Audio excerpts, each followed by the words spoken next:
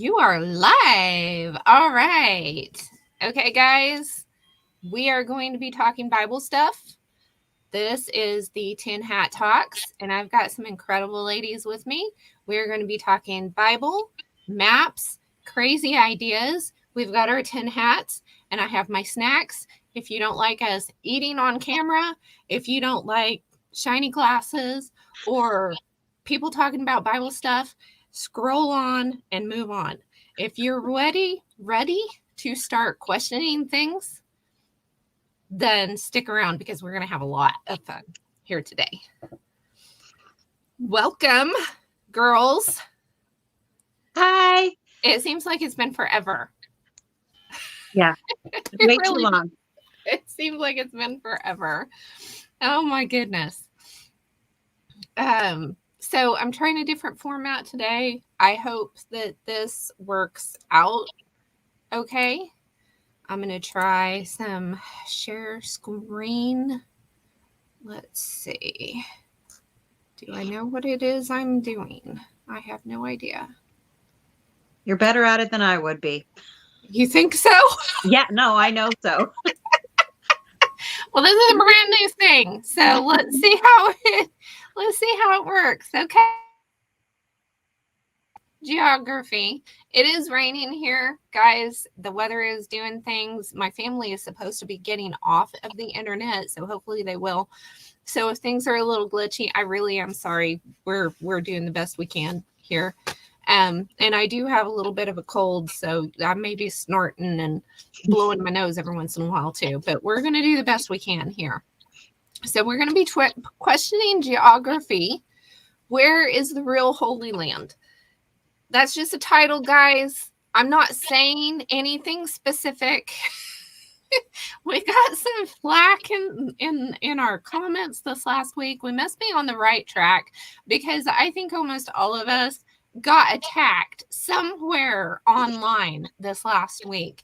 And no, Lester, you did not hurt my feelings. Just, watch the stuff, question things with us, or move on. So no problem. Let's see. Okay, so as always, we want to start with the Bible. And we want to get some definitions going here.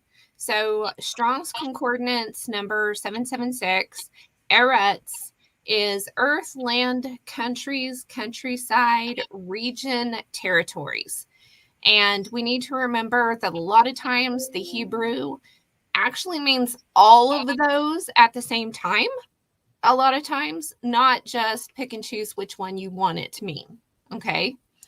So Genesis 41:57, moreover, all the earth came to Egypt, to Joseph, to buy grain because of the famine was so severe over all the earth.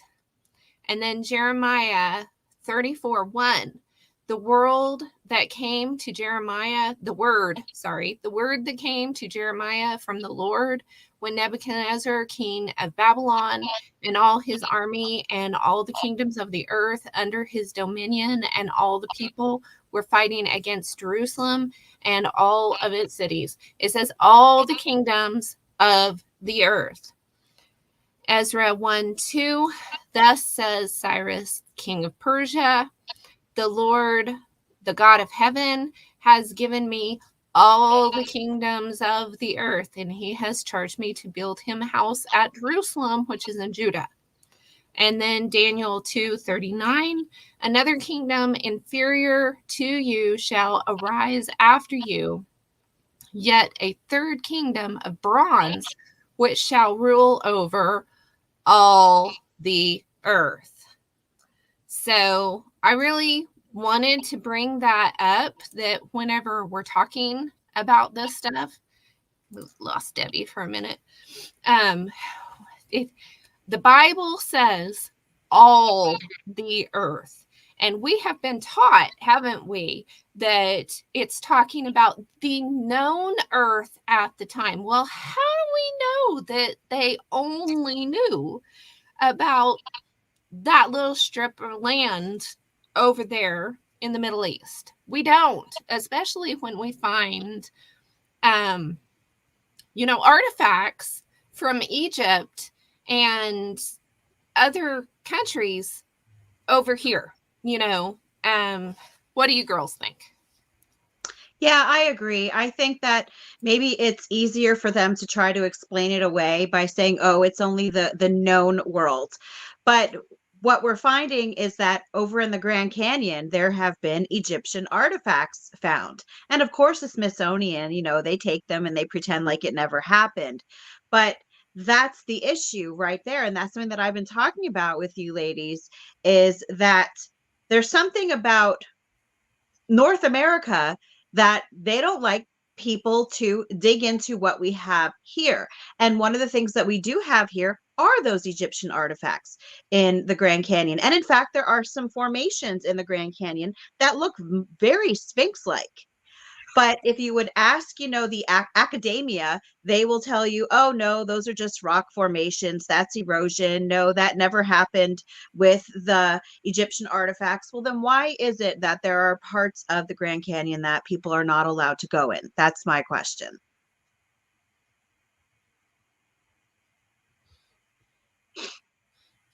Well, I don't think I even realized there were areas of the Grand Canyon that you couldn't go in. I know about a lot of other places like the North Pole and the South Pole, but I didn't know there were parts. Tell me more about that. Like, what part of the Grand Canyon are people not allowed to go in? Are you talking to me? I'm sorry, you cut out a little bit. Kelly. Yeah, I was curious because I don't think I even realized that there were places in the Grand Canyon you're not allowed to go. Yeah, there are. And I don't know specifically where they're at in the Grand Canyon. I've never actually been there myself, but I do know that you are allowed, people will go hiking in areas of the Grand Canyon that are open for hiking. And I do believe that people will even go, is it whitewater rafting? I think it's pretty dangerous, but there are areas of the Grand Canyon that are open for tourists or for hiking, but there are specific areas that are blocked off. And usually they will use the guise of trying to protect Native American sites. I don't know if that's the specific excuse that they use in the Grand Canyon, but yeah, there are definitely parts of the Grand Canyon that are off limits. Yeah, that's a good point, actually. Excuse me. We've been to the Grand Canyon, and yes, that is definitely a thing that they talk about is the Indian grounds that are considered sacred and all that. Yeah. And I think they use that excuse a lot. Mm-hmm. Yeah. There's also the whole Mormon thing is kind of built upon him finding an Egyptian tablet, which I think was probably a burial tablet. And he found that over east and then came out west looking for the promised land, supposedly, right? And I know a lot of the places in America, and we've been looking at all the places in America that are named after places in the Holy Land, supposedly named after places in the Holy Land. How do we know? When we go back to some of the old Native American names, some of those names are very similar to Holy Land names. Now, I believe the Cherokee specifically and some of the other tribes are probably from Ephraim and Manasseh. So it makes sense that they could have come over here and named things after home, But if this was, which I believe, and that's why I started with those scriptures that I did, the Egyptian empire covered the whole world. Yes, I totally believe it did. So if that's the case, then we would have places over here named Memphis and things like that, Egyptian names. And who's to say that they weren't the original names that the Egyptians gave these places, right? Yes, absolutely agree. This makes me think of the story you get in the history books that the primitive ancestors came across the Bering Strait 30,000 years ago or whatever, because the assumption is that they weren't smart enough to build their own boats. And some of the stuff I've read and seen through Elie Marzulli and his Peruvian research and the checking the hair DNA and things like that show a lot of evidence that Yes. And I imagine one of the things I think in my head is when they went into Jericho and they decided that they were too afraid to do anything. And so then 40 years went by. In my head, I'm thinking, I wonder if some of those giants, decided that they better get out of town. And it's what it makes me think of, is that they would have escaped so that they wouldn't get taken. And that's, we don't think twice about what we learn about, the Holy Roman Empire, and we learn about how it was very far reaching. But for some reason, whenever we hear about the Egyptian Empire, we still kind of, not we as in the four of us, but in collectively, we tend to look at Egypt as just that part of Africa, that little part of Africa. And for some reason, it's not even approached that it could possibly have been more far reaching than that area there. And it was indeed an empire. And I believe, Donita, you were the one time in a conversation that brought up the fact that they fed people came from everywhere during that famine to come and get. Where were they getting all this food from? Could they possibly have grown all of the food that they had stored up just in that little geographical area if everyone was coming to them? I don't think so. I think that there were definitely areas, territories that were worldwide. You could even call them annexes, maybe that whole area over in the Grand Canyon, if it would not even be the original Egypt that is spoken of in the Bible, could it have even been some sort of annex? There's definitely a connection. Yeah, and again, it goes back to the thinking that they weren't smart enough to travel that far without even realizing that we're thinking that way. We think that way because of our upbringing. Even those of us who don't believe in evolution, right? And Yes. a lot of these assumptions we make, and we don't even think about it until it comes in, like what we're doing here and learning these things and realizing it. Well, duh, yeah, that makes sense. Of course, they were smarter than we are.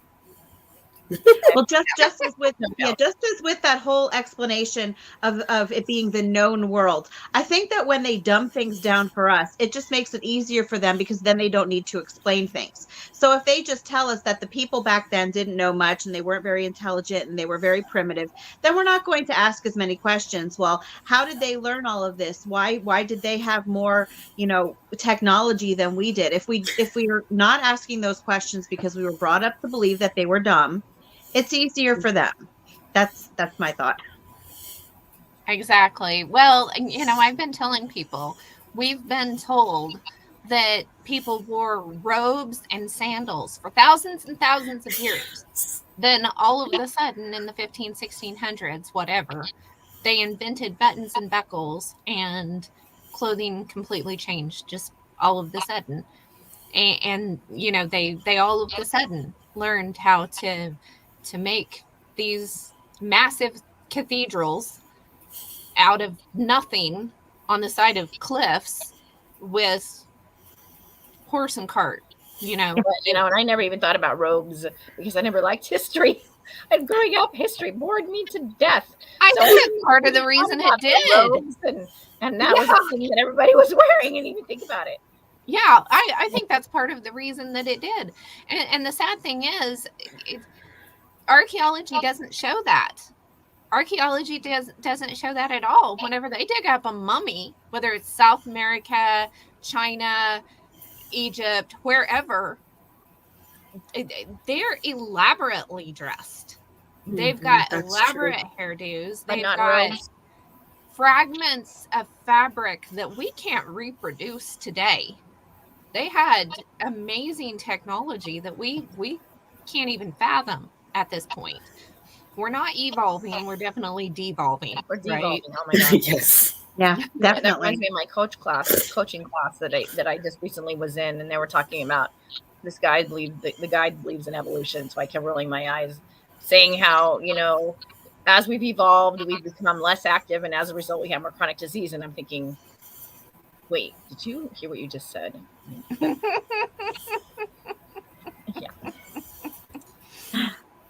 Yeah.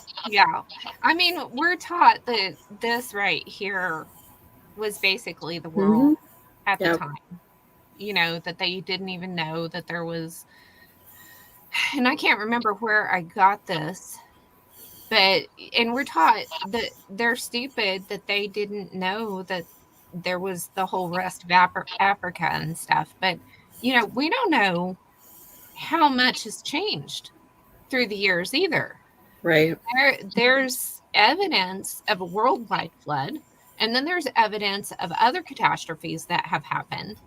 I see here on this one, it says Atlas, and that's where the bright lights guy thinks that Atlantis is, about that area. And I think that's pretty amazing that that's there. Yeah. Wow. Let's see, Shelley came up with this one. And Yeah. this is an amazing. We've got right here, we've got Terra Sancta, which means Holy land. holy Yeah. land. Yep. I was looking at it because that is on that map. That is in Antarctica. Antarctica. I can't talk We're to South America. But I really yeah. had to look at it for a little while and Yes. like, what is this? Yeah. Here's Yeah. Africa. Here's Yeah. Asia. Some of the names are pretty amazing. You've got Europe over here, North America, which looks way, here's supposedly California. I mean, and it's showing a whole bunch more land over here. Right. And then this, I mean, wow. Yeah. And I was just having fun looking up the names of the places there. And I'm like, oh, I'm going to find out what these names mean. And the first one that I looked up was Terra Sancta. And it said Holy Land. And I was like, what? Because I knew because this was just last night. And I knew we were doing this live stream today. And I'm like, oh my gosh, another rabbit trail now. No. Yes. So how old is that map supposed to be? I believe it's from the 1600s, early 1600s. It's an amazing map. I mean, it's just showing all kinds of stuff. It's basically showing Australia here as part of the continent, which kind of makes sense if you think about what it might have looked like before. And Paul and I were just talking, how do we know there's not more land out in the Pacific Ocean? Yeah. I mean, we know that the images from NASA are composites. They've said they Photoshop them. They have to Photoshop them, quote unquote. They say that. How do we know there isn't more land over there that they're hiding from us for some reason? And people ask, well, why would they do that? Why have they lied about so many things? Why? I have a question about Australia. You started to say before what? Well, I mean, before the oceans were as big as they are now.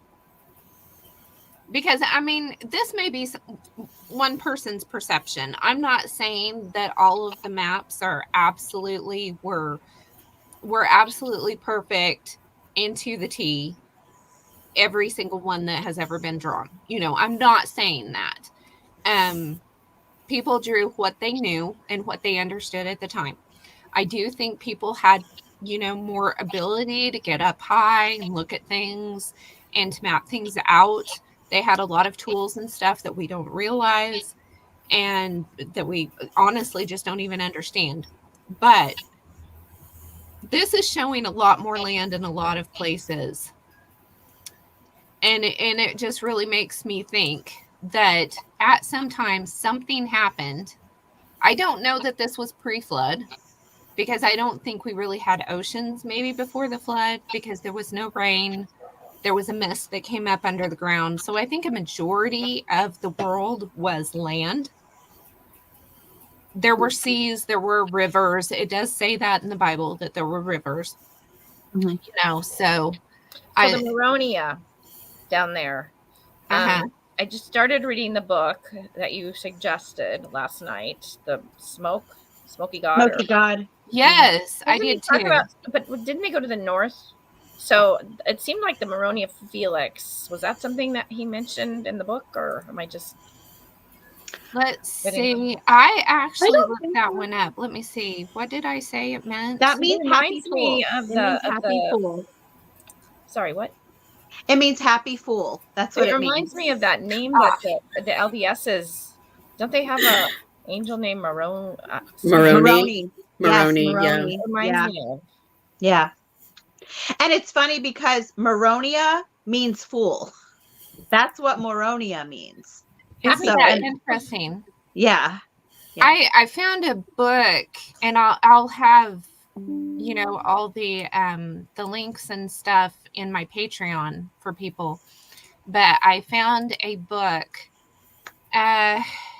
UC Press Books online. It's not wanting to load right now, but it's an older book, and it mentioned it in there.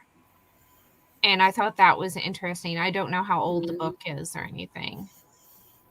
Was that the book that I left the link to, or was that a different book? Because I found a book where he was tying together that there were ancient Greek and Roman writings that had similar stories to, was it Asian Pacific stories? And then many Yeah, of I those think that names was a were different actually one. I don't in. know if I got Okay. that one linked. Because that one had a lot of the names that are in the Antarctica map, the Felix Moronia or Moronia Felix, and then some of the other names that are there. I looked them up, and a bunch of them showed up in that specific book. So I was just wondering if you were talking. So it's not that one then. I don't think so. I Okay. don't think I have looked up so much stuff here lately I know. that Me I too. mean our chat has just gone nuts, and it's been hard. We're having to tag things and like hashtag things so we can find them again, so we can keep up with our own conversation, because it's gone so many different ways and so many different rabbit trails. Yeah. I'm trying to So catch Anita, up with my question to you though is, what I know that our point here today is, where is the Holy Land? And so you were talking before, was that a friend of yours, or Emmy, was that a friend of yours who had actually visited Jerusalem? And you said that the sites are actually one buried on top of another, buried on top of another. And we don't really know if that's what's actually there. How do we know if it's buried underneath all of these other sites that people are touring right now? That's why Right. they're called a tell, right? Yeah. Because they're buried on top of each, and I don't think it's any different here. We've been taught that things are different here because everything's new, but I think we have tells here too.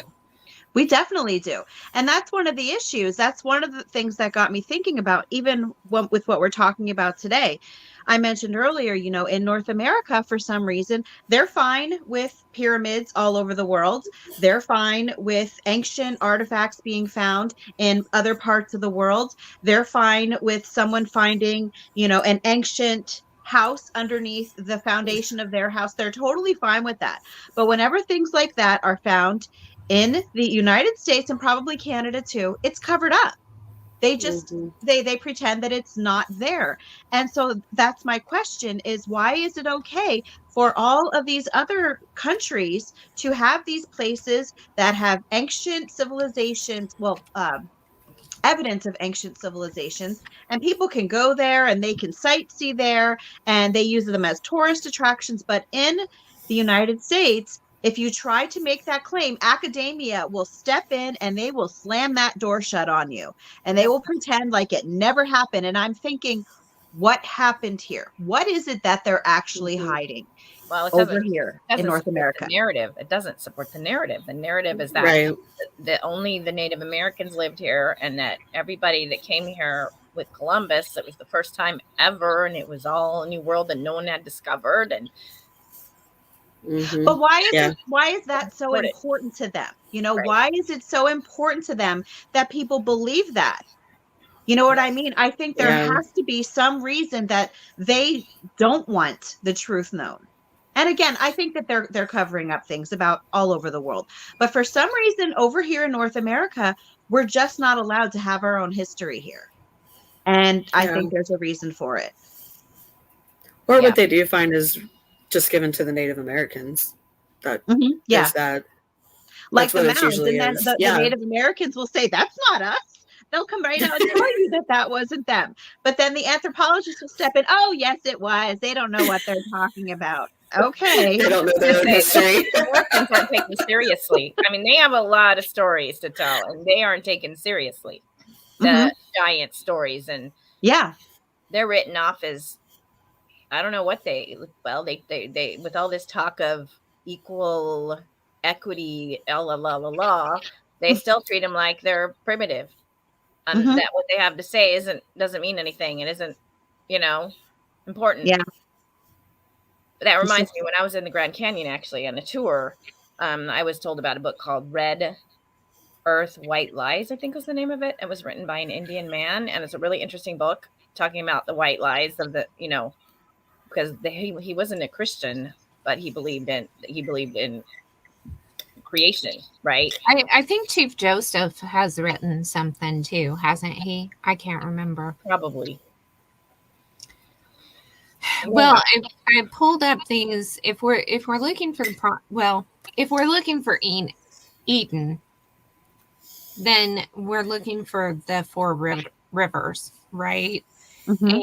And so that was something, and that's something that the Smoky God, because I started reading it last night too. I think I made it about halfway through.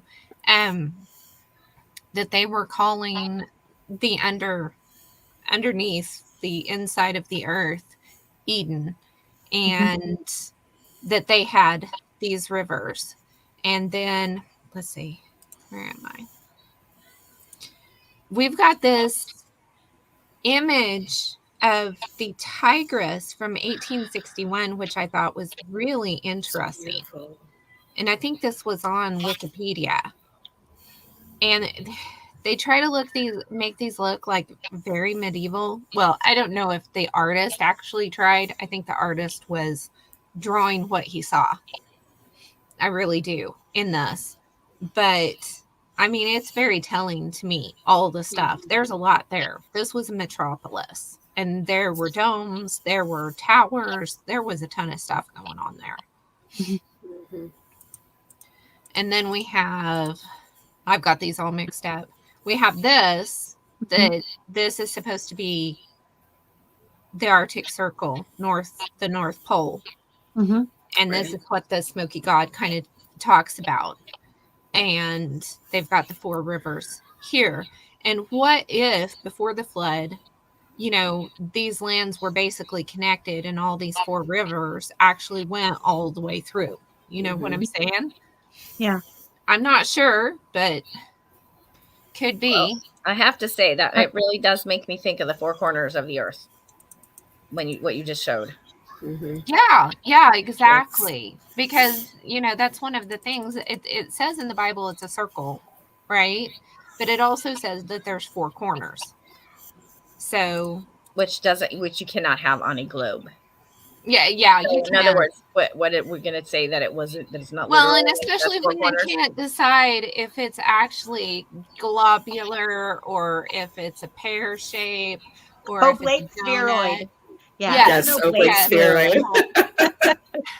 But the land mass, like I was talking about, I mean, can we really just go anywhere we want to out here? There's a huge amount of water here. How do we know that there isn't more than just islands? I mean, I don't know. I've never been out there. I know on the Absolutely. islands. Have you seen the names of the Yeah. islands? Some of the islands are like all of the islands are pretty much named after.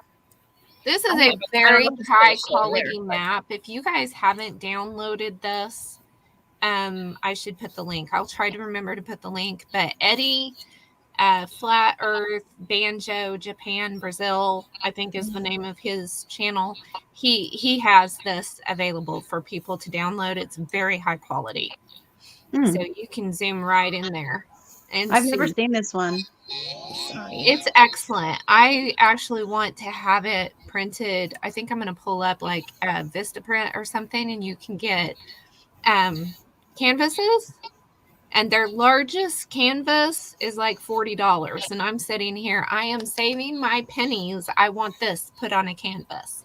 And I'm going to put it on my wall in my living room right behind our big globe that we've got. And just blow people's mind whenever they come over to visit. You know what though? I have the Gleason's map on my wall in my living room, and people come here, they're completely oblivious. Oblivious to it. They Yeah. have no idea. They just probably look at it and think, "Oh, it's just a flattened out version of the globe." Like they don't have a clue that that's what it is. I looked up that the world, how is it the WEF that has the Yeah. And if you look it up, they have an explanation for it. They do. They basically say that it's a whatever. I can't give you the definition, but they definitely explain it away. Why they have it there. That it's a version. This is an updated version. I think it was a Russian guy, if I remember what Eddie said, that updated it and put more information in here and stuff. So it is, like I said, very high quality. There's one with red, and then there's this one with the blue. I think the blue is really pretty. Yeah, I have the red one. It's right behind. You can probably see. Yeah, I've got the red one too. Yeah. Oh, and the North Pole is right there. So, yeah. And, even going back to the whole idea that, there are a lot of cultures who believe that the Garden of Eden is at the North Pole, at the center of the earth. Now, you could think of it as center, as in middle, if you look at that map, or you could look at the smoky god, as the center of the earth. But it's just, if you consider the fact that we've talked about the aurora borealis possibly being the lights from the throne of God sitting on top of the firmament right at the North Pole. And then when you go into prophecy and Revelation, when New Jerusalem is going to come down, I said, what if God's throne is right there? New Jerusalem will descend right there onto what was once the Garden of Eden, because what will the New Jerusalem be? It will be like the earth was meant to be before the fall, the way that the garden was. So I just think that would be pretty poetic. In my opinion, in my humble opinion, if that's actually what it was. I think that it's really cool to think about, especially when you see maps with those 4 rivers going in. It really does get you thinking. Yeah. Did you read the whole book? Because I know and I just So so now I just sorry, I'm gonna have to think a second because I forgot. It's a great read aloud for children. I was going to ask you a question. What you thought about? Oh, I know what it was. What did you think about the fact that the guy that saw all this stuff worshipped Odin and? What do I think about it? Yeah, what do you think about that? Like, I'm just curious. I'm just thinking that was just part of their culture, and I think that it's even more interesting that they that the place was called Eden. You know what I mean? Odin, because some people like Don Richardson used to say, we all have eternity in our hearts. So and that's one of the ways that some cultures are easier to catch. It's easier to show them the gospel and they understand it better because of their background. But that whole idea that could be the true God. I didn't really look at it really deeply, but I did briefly look it up. Odin, he's supposed to be the great creator God? Yeah. I just look at this I look at it kind of from a historical perspective. I know they pretend, I'm going to go out on a limb and say that they pretend that it's a fantasy book, that it's a fiction book. But I'm going to tell you that I 100% believe that this was nonfiction, that this actually happened. And if you read the book, the main character of the book was sent to a lunatic asylum for telling people what he found. So I said, the man that he told the story to, who then wrote this book, I think it's very likely that he passed it off as a fantasy so that the same thing would not happen to him.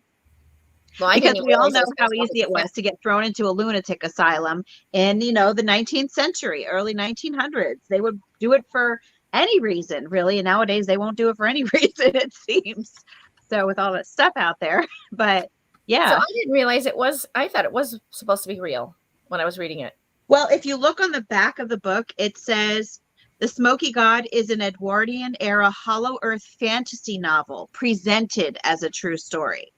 So it just says that it's a fantasy novel, but it was written like it's a true story. And I'm like, no, it's a true story. He just didn't want to get thrown in the lunatic asylum, because especially when you look at all of the footnotes, I'm trying to, like, it's the number of footnotes. And Yeah, I don't know how large I it's noticed that too. I was astonishing. getting lost in the footnotes Yeah, in the yeah, process. and I have the Kindle version, so I didn't yeah. get to see the There's so many footnotes. They're There all so are. technical. It's giving latitude and longitude. I mean, there's no way this is a fiction. No Mhm. way. Then it makes you wonder. Well, first of all, it's obvious that a lot of books are written that way because that's the only way they can get out there Yeah. and not get dinged or But it also makes you wonder how many like Robinson Crusoe that was supposed to be not a real story. I mean, it makes you wonder how many other stories out there are. Oh, I think Lord of the Rings is probably based in fact. Well, yeah, I was thinking about Seriously. Middle Earth when I started reading this last night. In Lord of the Rings. I mean, what was your commenter saying, Shelley? Stop reading the fairy books. Oh, Lisa. Her name was Lisa. Yes. Oh, Lisa. There's nothing stranger than the truth sometimes. Yeah. I mean, didn't Dr. Michael Heiser say that? I mean, just in Psalm 82 and Genesis 6. And then our Highlander verse in the New Testament saying there are people here today, Jesus himself saying there are people here today who will not pass away until the kingdom comes. And it's like, are they still walking around today? Honestly? Yeah, it would either have to be the Highlander version, or it would have to be that the kingdom already came during that time, during the generation. Those are the two explanations that I can think of, because unless we want to say that Jesus lied, and we certainly know that that's well, not that's where the case. you realize you're not. That's just where you start to realize that people aren't taking the Bible as literally as they think they are, right? And deciding that they're going to allegorize it just because it doesn't fit their narrative. That word keeps coming up. Well, and I had a question that was a really good question today. Do you believe that the Bible is the inherent word of God? Yes, I do. But the English translation, nobody in the Bible spoke English. Okay. So we have a translation of a translation of a translation of a translation in a lot of cases. Okay. So the only two that I actually trust personally are the King James, which does have issues. And if you're King James only, scroll on, move on. And ESV. Because the King James is based off the Masoretic text. Yay, off of the Greek. The ESV is based off of Masoretic, Septuagint, and the Dead Sea Scrolls. And I just think the scholars that did the ESV and put those together and compared all of that stuff put a lot of research into it. And I work off of both and then the Strong's Concordance and look everything up, because Hebrew is like a 4-dimensional language. And, sorry. If you don't understand, look it up in the Hebrew and look up those, what all it can mean and get some perspective on it, My question though to you is the Strong's Concordance. Now, I did not look it up myself, but I had someone comment saying that the word Nephilim doesn't mean giant, it means bully. And that it says that in the Strong's Concordance. And I don't have that, so I didn't look it up on my own. So I'm thinking, is that true? Is that what the Strong's Concordance says about Nephilim? The King James version is giant, and it says it means basically Nephilim.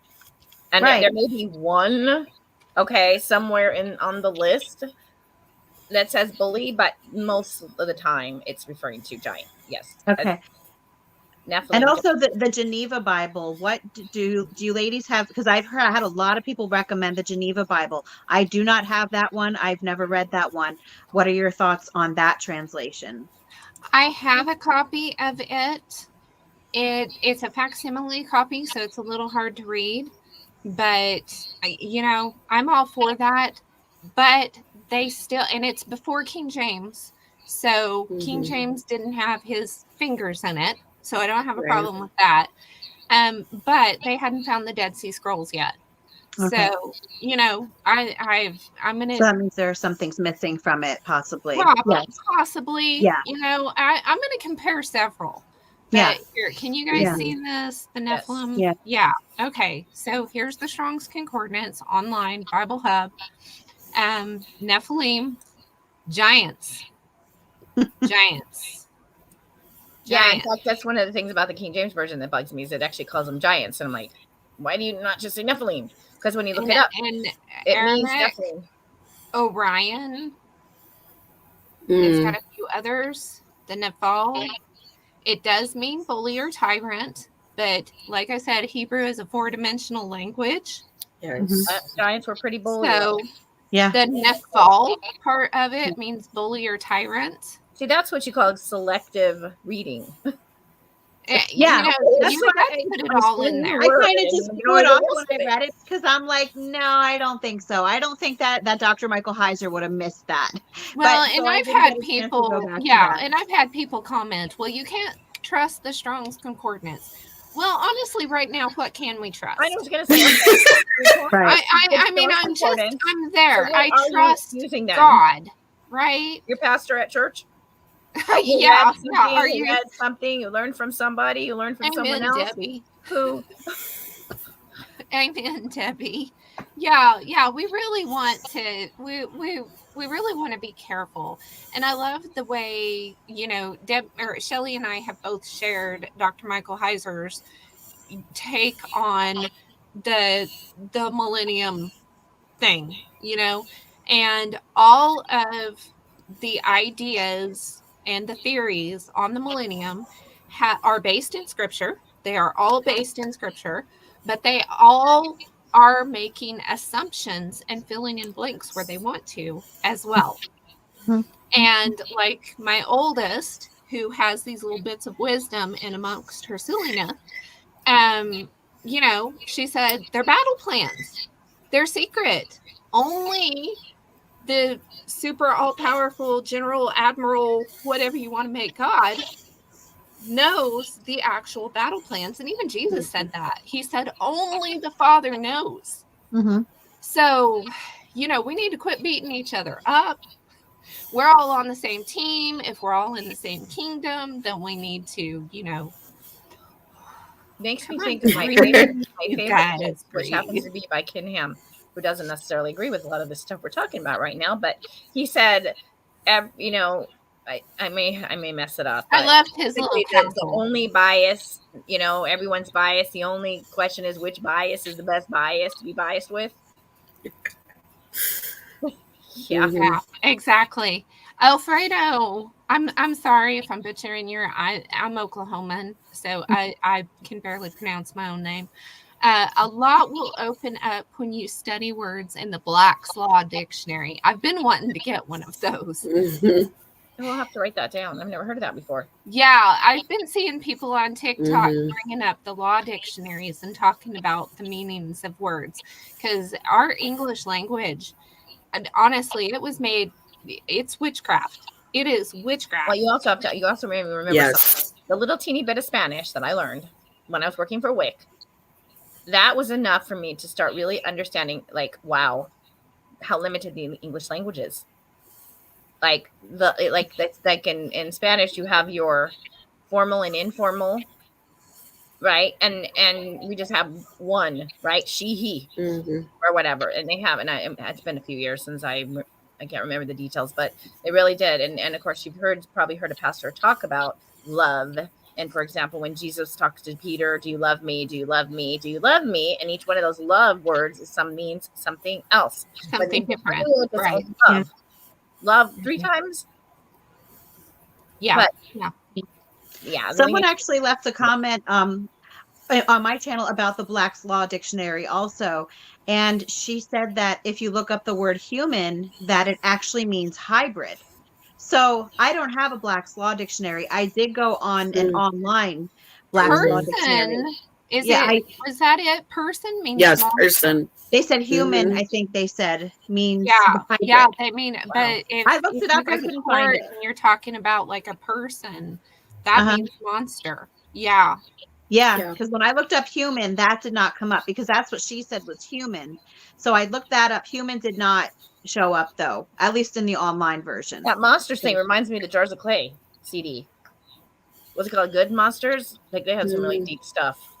Oh, I don't And know. there, but I never thought of it as, I always thought of it as Well, just, well, Good Monsters, is that the name of that one album? If you ever like Jars of Clay, I like I have to them. look, but they're like not even following the faith anymore. So Really? Well, I just know there was a book, I mean, not a book, a song that was really good. That was called Good Monsters or something like that. That's what that makes me think of. Did you see the comment? Someone posted that monsters, No, I didn't see that. monsters, humans are called monsters. They probably thought that was out of the blue. I caught the comment. yeah. So it's like person. That's why they always use person in contracts. Yeah. Yeah, we Because need why? to be so careful. Why do they use person in contracts? Because it means monster. Wow. Or creature, something that you can just kind of make up. Okay, back to geography. Yeah. Okay, so that's There are why they so use. I'm sorry. So that's why they use person in law, because it means Yeah, monster? I'll have to share that Yeah. TikTok with you. I'll find that TikTok and Wow, share that's it with you interesting. later because it was very interesting. Okay, back to the geography. I pulled up the longest rivers in the world because one of our issues with we've got some people that are saying that the Holy Land is actually over here in America. We've got several groups of people. There are groups of people that, of course, believe the Holy Land is where we've always thought the Holy Land was. And then we have groups of people who think that the Holy Land is Africa. And then we have groups of people who believe the Holy Land is in America, North America specifically. And if there's other thought processes out there, I just haven't run into them yet. But one of the thought processes was that the Mississippi, being longer than the Nile, and the Nile this doesn't show the tributaries, and I can't remember if I got a map that showed the tributaries, but there's a lot of long rivers. The Mississippi and the Nile are not the longest rivers in the world. So this was interesting. So if we were going to go by the Nile, it would be kind of hard to do that. And it doesn't really say in the Bible if the Nile runs north, south, east, or west that I know of. There's a lot in the Bible that just doesn't give us like absolute specifics in order to say that something is somewhere specific in the world other than where we've thought it was. But it's interesting to think, oh, here's a copy of this book with the Marina Felix thing. I did a screenshot of it just in case it wouldn't come up. So that was good. But I'll have a link. And then this was one of the reasons that I kind of have an issue with the Holy Land being anywhere else.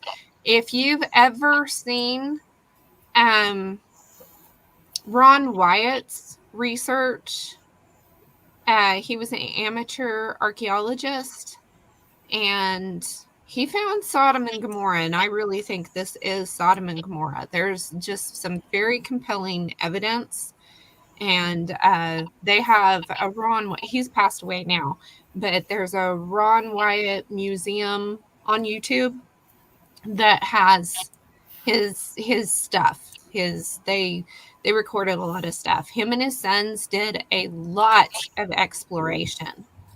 These are coming up in weird order. This is the Mount Herman in Colorado. Somebody mentioned that in somebody's comments. So that's interesting. But it's not as tall as the Mount Hermon in Israel. But there is a Mount Hermon in California. Come on. Yeah. California is the one that's having me scratch my head a little bit. It froze up on me. I'm going to have to try again. Yeah, it's. Well, yeah, because Emmy, you were talking about how the vegetation and the Yeah. vineyards and everything in California could also that is also how it is described in the Bible when it comes to the what is grown there. Right. Right. The issue that you have is the rivers, and like, so there's still pieces missing. There's still pieces. Yeah. Now, Ron Wyatt found what he believed to be Mount Sinai, and a lot of other people have visited that now. It's a black topped, like charred top of the mountain, and there's the split rock of Horeb there. There's what appears to be altars and pillars and things like this. There is stuff like this in the West, in America as well. As a matter of fact, where Burning Man is called Black Rock, and it looks like a burnt, charred top of a hill or something as well. So I don't know, I was even thinking, going back to the Smoky God, just the way that it is even described on his journey inside the earth. Now, I have to say that I think that he got inside the earth differently than he does. But the way that they were describing the vegetation in this book too, inside, it really does remind me of what you're thinking of when it comes to California too. It was speaking of I think grapes the size of your head. Oh, here. Yes, I got to that part. Yes, vegetation grew in lavish exuberance, and fruit of all kinds possessed the most delicate flavor. Clusters of grapes 4 and 5 feet in length, each grape as large as an orange, and apples larger than a man's head, typified the wonderful growth of all things on the inside of the earth. The great redwood trees of California would be considered mere underbrush, compared with the giant forest trees extending for miles and miles in all directions. In many directions along the foothills of the mountains, vast herds of cattle were seen during the last day of our travel on the river. And then it says, we heard much of a city called Eden. So this is, very interesting book. And so as I'm reading that, I'm thinking, wow, there are people who have said to me on my channel that they believe the Holy Land was at the North Pole, or someone actually said Eden at the North Pole, and the 4 continents around Eden or the North Pole, that in itself was the Holy Land. And then as you're reading this book, it sounds like it's describing the vegetation that Emmy was speaking of before. And so I mentioned to you ladies last night, that's pretty cool when you think about, because the Bible constantly refers to those who live in the earth, on the earth. It always distinguishes between on the earth, on the face of the earth, in the earth. And I'm always like, what does that mean? Like, there were giants in the earth on those days. Isn't that what the King James Version says? There were giants in the earth. So. Yeah, and the Native Americans talked about that. A lot of the Native American tribes have stories of where they came from, and they don't have stories about them coming over the Bering Strait. They have stories of them coming up from out of inside of the earth, or on a boat in an ark or something like that. Well, even Cain, right? Read the story of Cain. God's curse was to remove him from the face of the earth. Yes, and then, right, yeah. And so in this, even the people that they meet up there are 12 feet tall. They are giants living in the earth. So yes, that reminds me, the Time Twin series again, which I've talked about before, where one of his books is basically about, there's one book that takes place in the Antarctic. They go into the Antarctic and they're underground and it's warm there. In fact, they even had a problem with a bacteria that made people sick. And then another one, which I need to reread again, that again, a lot of that being underground and being warm. I mean, he's the one who God totally slammed on Amazon so that nobody would want to buy his books. But yeah, a lot of that. Right. Well, and this map right here shows along the Mississippi, it shows all the mounds and pyramids. And yes, we have pyramids in North America. Okay. Yep. And there are a ton of them. There are actually cities, old cities, all along the Mississippi River. So, if this was Egypt and then the West was the promised land, maybe. I mean, I don't know. Well, see, the problem is that, okay, so the narrative is that there wouldn't have been nobody living here then. So, but because these are here, then you have to explain to me why they're here already, why they were here already. Another thing that's really interesting about these is how they line up, like where they're located and how they line up with other places like this in other parts of the world. Like, for example, the one in England, what's it called? Stonehenge. Yeah. Mm-hmm. And then if you get the ley lines in there, but here's Serpent Mound, and then all of the stuff around that. I mean, there's a ton. There's a lot. Well, here. I like what you said about Egypt spreading out. Like it was out farther than the assumption that it was in this one little, because there's so many countries aren't the same. Even Yugoslavia. Remember Yugoslavia? I have a Yugo. A Yugo was made in Yugoslavia, and there's no Yugoslavia anymore. So you still see the changes in countries. So the assumption Egypt has always been this one little location. I just remembered something else that I read too about the Cahokia Mounds in Missouri. The base of the largest, I don't remember, I think it was a pyramid structure in the Cahokia Mounds region. It could have been a mound too, but the base of it was actually larger than that of the Great Pyramid. So it was larger in area. So that's just something to think about. Well, yeah, that's extremely significant because that's where always all the Great Pyramids are like the pyramids. Yeah.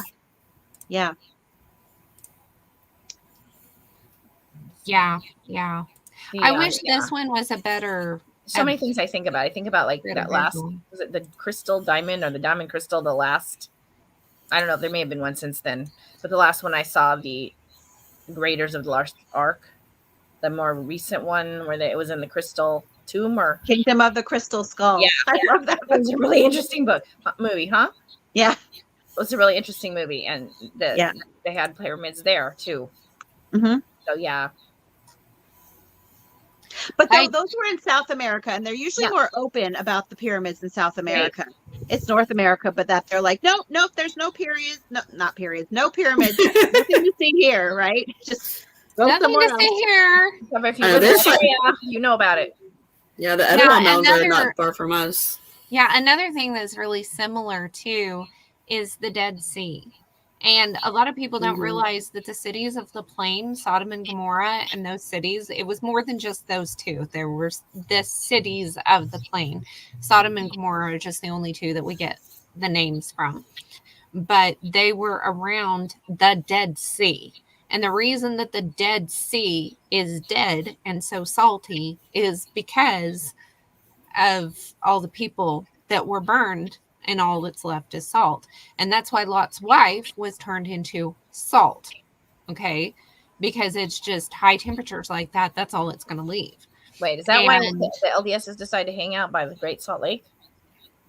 It really makes you wonder.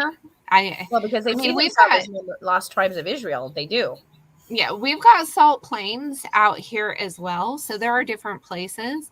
But, it's very interesting that some of the stuff that we've got out here is a mirror kind of to the Holy Land. So it's really easy to understand why some people would think that it would be here, and I'm sure Africa has probably got something like this too. I'm not as familiar.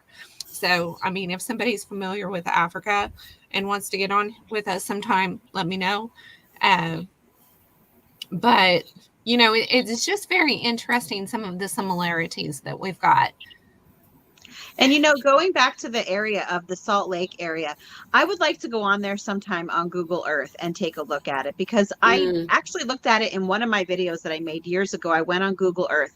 There is an area out west that you can see has been pummeled with something. There's just craters everywhere, all over the place in an area out west. And that makes me think of the fire and brimstone raining down on Sodom and Gomorrah. When you brought that up, that's what that reminded me of. And it even does look like areas of the land are scorched. Now, yes, they'll say, oh, well, that's where they were testing nuclear weapons or whatever it was that they say they were testing there. And, it could have been. But when we're talking about everything in context and, the Salt Lake and all of these other, the Egyptian artifacts, then just like Donita said, it's almost like a mirror of what we're seeing over there. It really is. It really is. There's just so much. And if you just start, and I know there's people who've got their whole channels based on just going through Google Earth and finding all of the anomalies and stuff. Yeah. And wow, power to them for being able to take the time to do that, right? Yeah, it's like finding a needle in a haystack sometimes. It is. Yeah. I mean, there are so many amazing things to see. Mm-hmm. That, yeah, I mean, this one right here is called Moab. Wow. Wow. You saw giants. Like when you at some point over in this area, right below Navajo Nation, I could have swore I saw a giant. The word giants. Yeah, wait, no, it's grants. Never mind. Okay. Well, and that's like I saw something about like Utah being Judah. Right. Judah, yeah. And there's a connection there. I was like, when I was out in Utah, I'm like, I wish I had known to look for this stuff because I wasn't on the track then. Well, because they supposedly have lots of cities names out there, but all the ones I saw were like the Mormon names. So it was like, well, it's interesting because it does give you a little more insight into why they settled there. Most likely, yeah, for sure, coming from their perspective. Yeah. Yeah, and if you zoom in, you just start seeing more and more stuff too. And it's like, okay, why were some of these names? And then you go back and try, Mountain of the Holy Cross. Okay. Wow. I mean, yeah, there's just so much. You can get lost in here doing this stuff. You really, really can.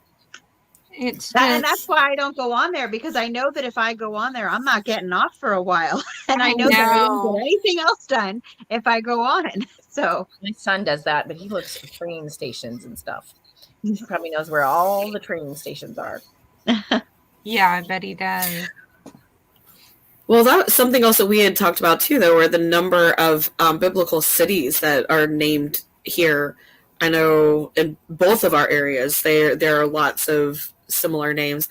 And, we always want to say they were named after the Bible, but it does pose the question of like, then why are all these cities really close to each other that are supposed to be really close to each other in the Bible as well? Like, that just seems kind of strange that they would put them close together here.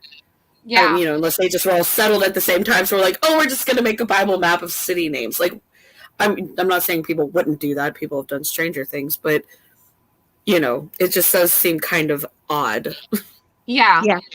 And I didn't realize Wikipedia actually has a list of biblical place names in North America. Oh. So, that's handy.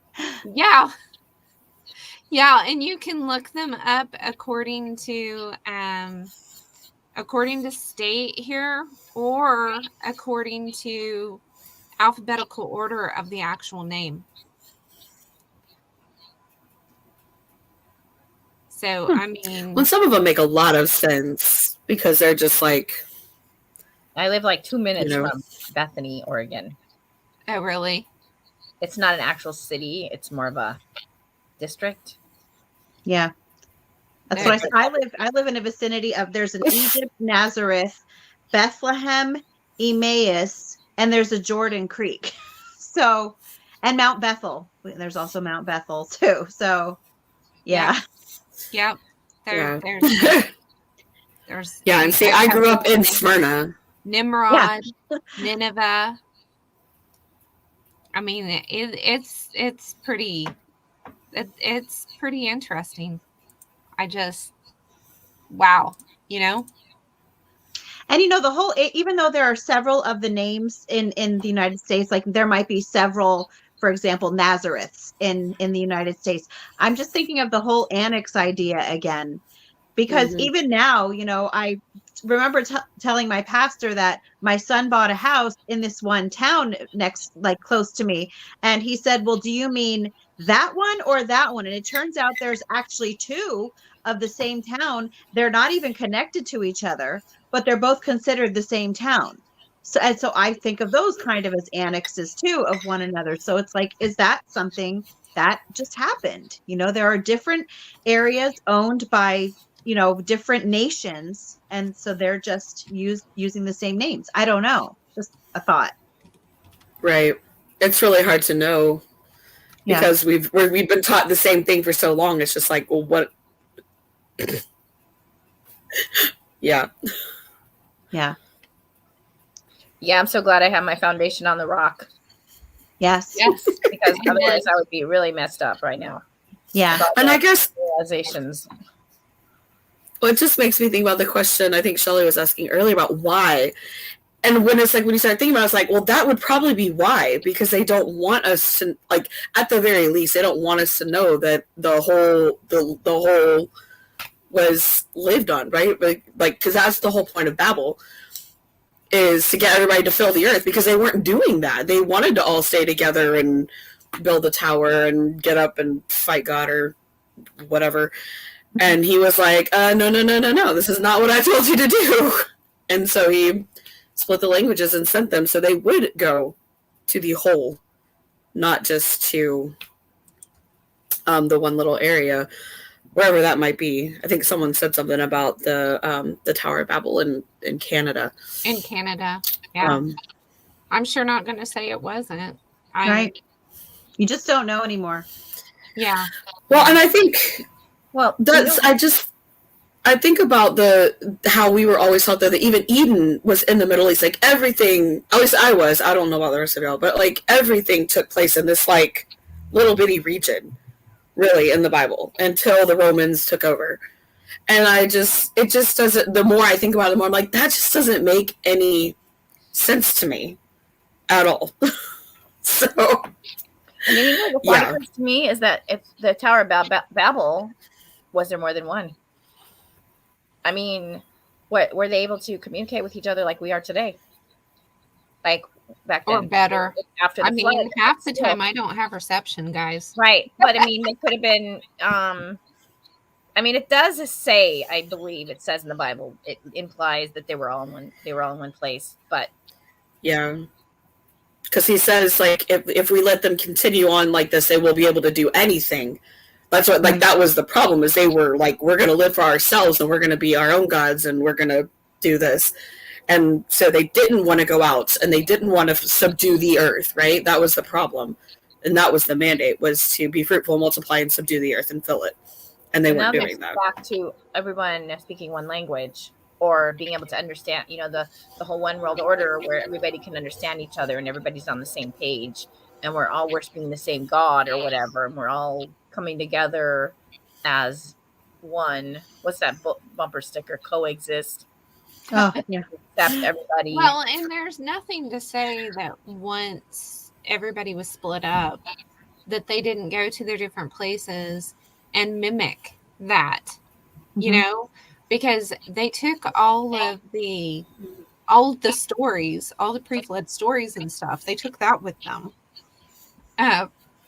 We were talking recently about the Nephilim and the gods, and was Isis and Ishtar, was it the same person, or were they similar entities in actually different countries that were doing similar stuff?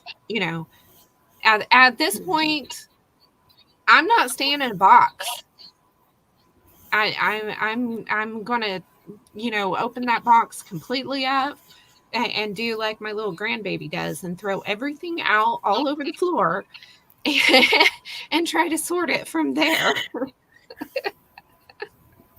That's the way to do it. That's the only way we can do it.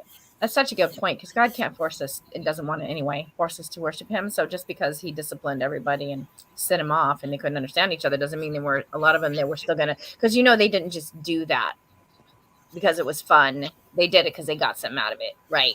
All this satanic worship and everything. They do it because it gives them power.